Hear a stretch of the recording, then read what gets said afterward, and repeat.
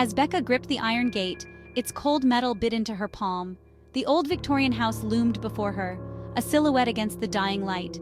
It stood alone, shrouded in an unnatural stillness. This was her new beginning, she reminded herself, her escape. Stepping onto the overgrown path, Becca felt a chill, a prickle of unease. The air grew heavy, thick with the scent of damp earth and something else, something unidentifiable. It was as if the house itself was watching her, its vacant windows like empty eyes. She pushed open the creaking front door, its groan echoing in the silence. Dust motes danced in the faint slivers of light that pierced the gloom. There was a weight to the air, a palpable sense of history, of secrets whispered and tragedies buried. This was more than just an old house, Becca realized. It was a vault of memories, and she had just unlocked the door. Days bled into nights. Becca lost herself in the task of unpacking. Each box unpacked a story from her past, a past she desperately wanted to outrun. But the house had a way of holding on to its secrets, and it seemed of drawing out hers. Strange occurrences began subtly. A floorboard creaking when no one else was home. The flicker of a shadow in the corner of my eye. A whisper of my name, soft and indistinct, carried on the draft. She dismissed them at first, attributing them to the settling of an old house and her own frayed nerves. One evening, while sorting through the attic, she found a dusty old gramophone. As she brushed away the cobwebs, a faint melody began to play, a mournful waltz that seemed to seep from the walls themselves. It was a sound from another time, filled with a deep, resonant sadness. Becca stood frozen, a shiver crawling down her spine. The music stopped abruptly, leaving only an eerie silence in its wake. The line between reality and delusion began to blur. Faces swam in the shadows, their expressions lost in the gloom. A child's laughter echoed from the empty nursery, high-pitched and chilling. Becca found herself talking to the walls, pouring out her fears and anxieties into the suffocating silence. One night she awoke to the distinct feeling of being watched.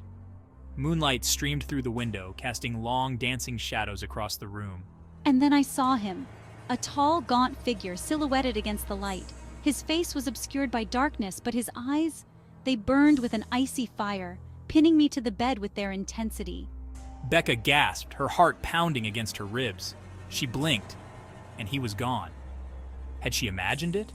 A figment of her overactive imagination? She wanted to believe so, but the icy dread that had gripped her heart told a different story. She was not alone in the house. Fear became a constant companion, a shadow that followed me from room to room. Sleep offered no escape, only a descent into a world of terrifyingly vivid nightmares. The boundary between my waking life and the spectral realm was dissolving, leaving me lost in a labyrinth of terror. The house seemed to feed off her fear, its energy growing stronger with each passing day. The whispers became louder, more insistent. The shadows moved with a life of their own. I was trapped, my sanity slowly unraveling under the weight of the unseen. She caught glimpses of her reflection in the old mirrors, her face pale and drawn, her eyes wide with terror. Was I losing myself to the house? Or was the house reflecting the darkness that had always resided within me? The line between the two was becoming increasingly blurred.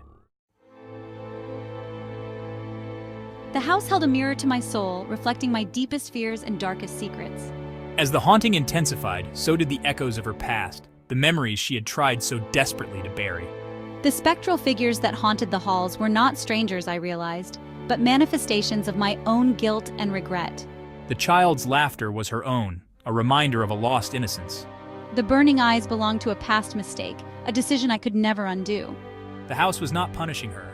It was forcing her to confront the demons she had been running from, the truth she had been hiding from herself. The realization hit me with the force of a physical blow. This wasn't just a haunted house, it was a prison of her own making. The spirits were not my tormentors, they were reflections of my own fractured psyche, trapped in a cycle of despair. Understanding the truth brought no comfort, only a deeper sense of despair. I was caught in a horrifying paradox. My tormentors born from my own pain, my escape blocked by my own refusal to confront my past. The house, the spirits, her fear, they were all threads in the same tapestry of terror, woven together in a never-ending cycle. I was trapped in a cycle of haunting, my past and present colliding in a symphony of fear. The weight of her guilt and regret threatened to crush her, to drag her down into the abyss of madness. I was left with a chilling choice: confront my demons and break free from the cycle, or surrender to the darkness and become another lost soul in the haunting revolve. The house watched, its silence heavier than words, its shadows whispering promises of oblivion. I stared into the darkness, and the darkness stared back, reflecting the terror that had become my only truth.